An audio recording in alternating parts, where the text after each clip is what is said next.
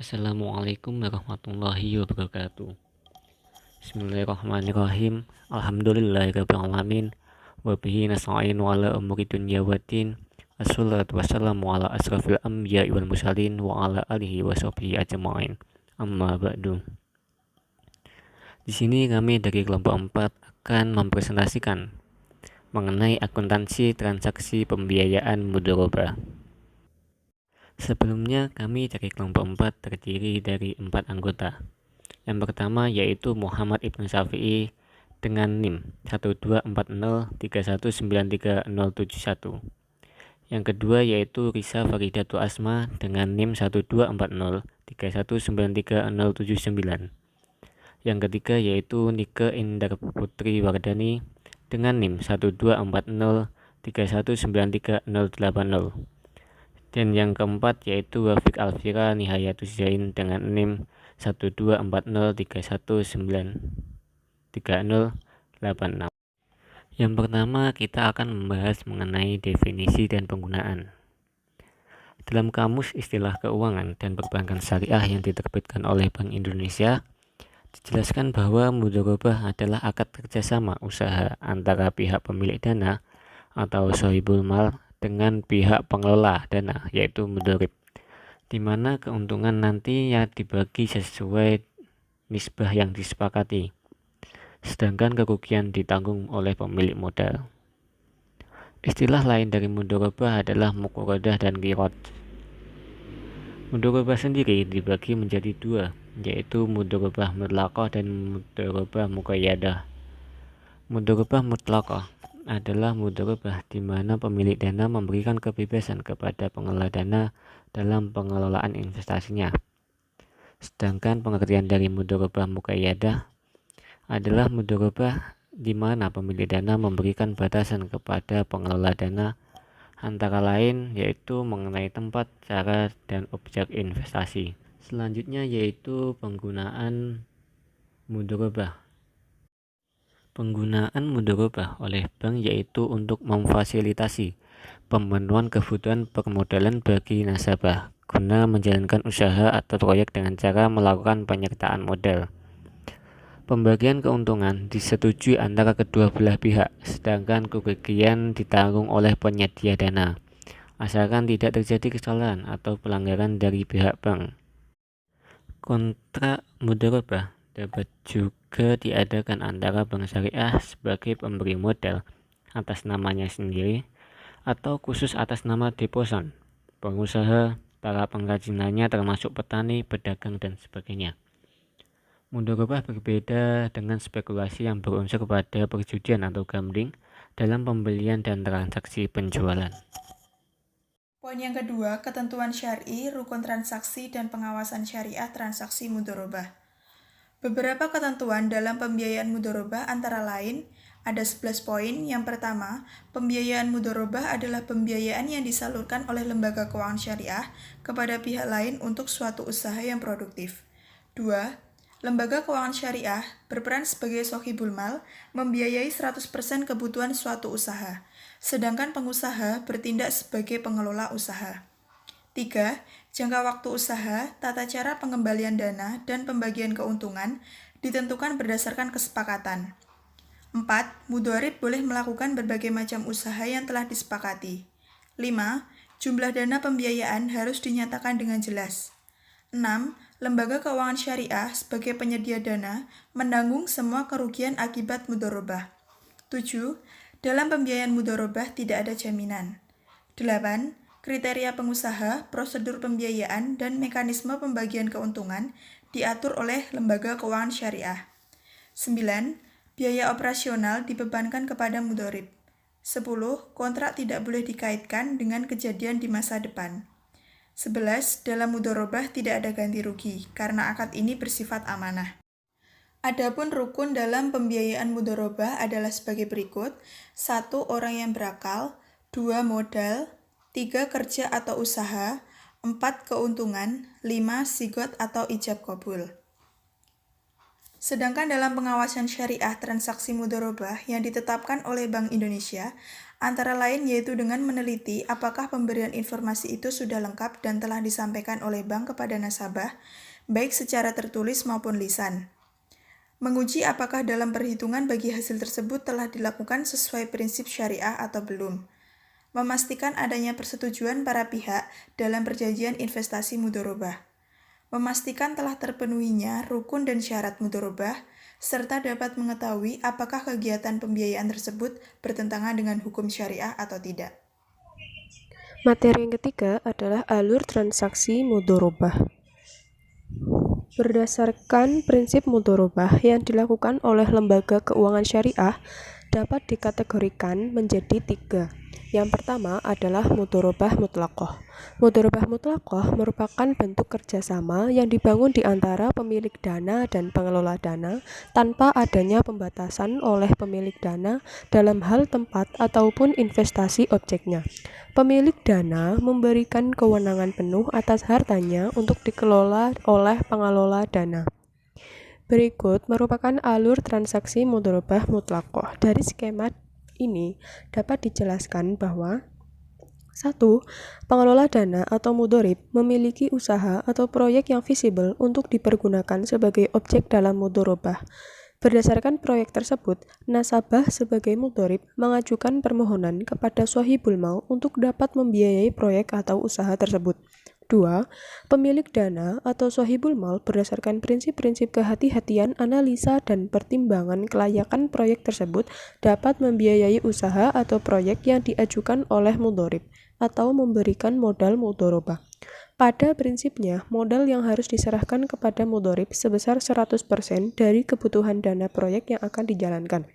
Shahibul mal hanya dapat melakukan pengawasan, tidak diperkenankan untuk ikut campur dalam pengelolaan dana tersebut. 3. Pembagian hasil usaha dilakukan antara mudharib dengan shahibul mal sesuai nisbah yang disepakati pada awal akad dan dilakukan dengan cara negosiasi. Perhitungan pembagian hasil usaha dilakukan oleh mudharib. Dalam pembagian hasil usaha ini dapat dipergunakan salah satu dari 2 prinsip yang ada, yaitu prinsip hasil atau revenue sharing atau prinsip bagi laba atau profit sharing. Hasil usaha yang dibagi adalah hasil usaha yang nyata-nyata diterima atau cash basis. Apabila kerugian disebabkan kesalahan dari mudharib, maka kerugian tersebut ditanggung oleh mudharib. Tetapi, jika kerugian disebabkan bukan kesalahan mudharib, maka kerugian itu ditanggung oleh pemilik dana. Yang keempat, mudharib mengembalikan sisa modal. Mudharib tidak dapat menjamin pengembalian dana pemilik dana atau shahibul mal sebesar modal awal 100%, karena ada kemungkinan pengurangan modal sebagai akibat kerugian yang disebabkan karena bukan kesalahan pengelola modal atau mudharib, sehingga kerugian tersebut ditanggung oleh pemilik dana atau shahibul mal. Mudharabah yang kedua yaitu mudharabah muqayyadah. Mudharabah muqayyadah merupakan bentuk kerjasama yang dibangun di antara pemilik dana dan pengelola dana dengan adanya pembatasan oleh pemilik dana dalam hal tempat ataupun investasi objeknya.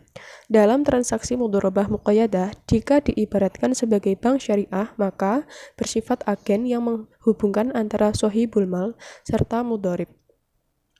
Mudharabah muqayyadah dibedakan menjadi 2, yakni mudharabah muqayyadah off balance sheet dan mudharabah muqayyadah on balance sheet. Skema dari mudharabah muqayyadah off balance sheet seperti pada gambar di sini. Yang dapat dijelaskan, misalnya nasabah investor menyetorkan modalnya kepada bank dan menghendaki bahwa dana ini harus dipergunakan dalam hal pertanian, manufaktur, dan jasa. Dalam mudharabah muqayyadah off balance sheet, penentuan bagi hasil hanya dilakukan oleh nasabah investor dan debitur saja. Bank di sini hanya sebagai pengatur dan bank di sini mendapat fee saja. Yang kedua, mudharabah muqayyadah on balance sheet. Sama halnya dengan mudharabah muqayyadah off balance sheet, nasabah investor menyetorkan dana modalnya kepada bank yang nantinya dana ini harus digunakan untuk hal pertanian, manufaktur, dan jasa. Bedanya di sini adalah penentuan bagi hasil hanya dilakukan oleh nasabah investor. dan kesepakatan bank. Mudorobah yang ketiga yaitu mudorobah musyarakah. Mudorobah musyarakah merupakan perpaduan akad mudorobah dengan musyarakah, yaitu akad mudorobah di mana pengelola dana memiliki kontribusi modal dalam usaha tersebut sebagaimana kontribusi modal dalam musyarakah. Mudorobah musyarakah adalah bentuk mudorobah di mana pengelola dana menyertakan modal atau dananya dalam investasi tersebut. Materi yang keempat adalah cakupan standar akuntansi mudorobah. Pengakuan, pengukuran, penyajian, dan pengungkapan transaksi mudorobah yang sebelumnya diatur dalam PSAK 59 tentang akuntansi perbankan syariah diganti dengan PSAK 105 tentang akuntansi mudorobah. Dalam PSAK 105 tentang akuntansi mudorobah, tepatnya pada paragraf 2 dan 3, menjelaskan ruang lingkup akuntansi mudorobah sebagai berikut. Dapat disimpulkan bahwa cakupan akuntansi mudorobah mengatur tentang akuntansi pada pemilik dana atau sahibul mal dan akuntansi pada pengelola dana atau mudorib. Berikut ini merupakan skema penggunaan akuntansi mudorobah. Dari skema ini dapat dijelaskan bahwa 1. Dalam penghimpunan dana yang dilakukan oleh lembaga keuangan syariah, maka sebagai pemilik dana atau pemodal adalah hajah siti sebagai disebut dengan deposan, sedangkan LKS Sejahtera sebagai pengelola dana atau mudorib.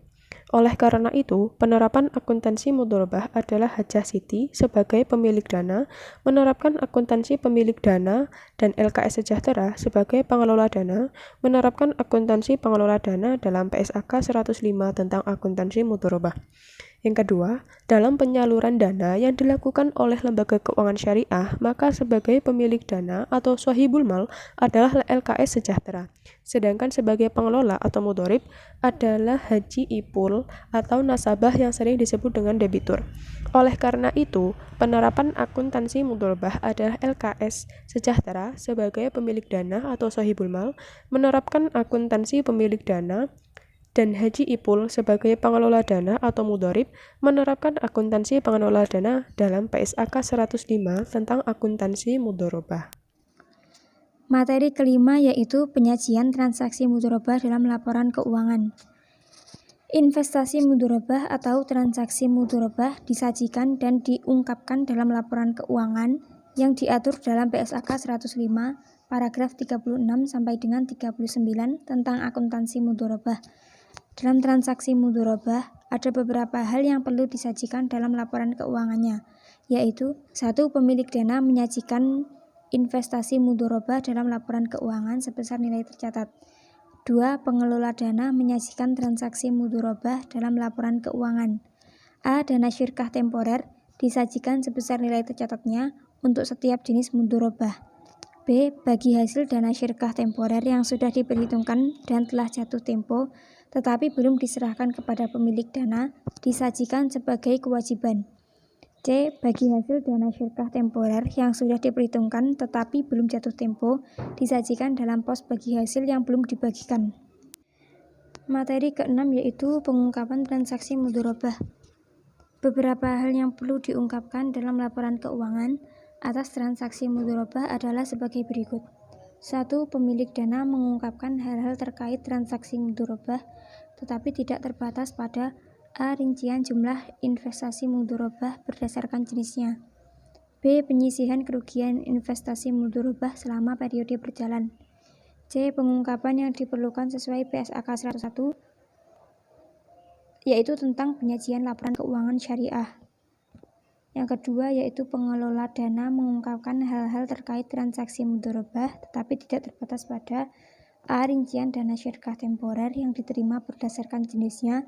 B. Penyaluran dana yang berasal dari mudorobah muqayyadah. C. Pengungkapan yang diperlukan sesuai PSAK 101, yaitu tentang penyajian laporan keuangan syariah.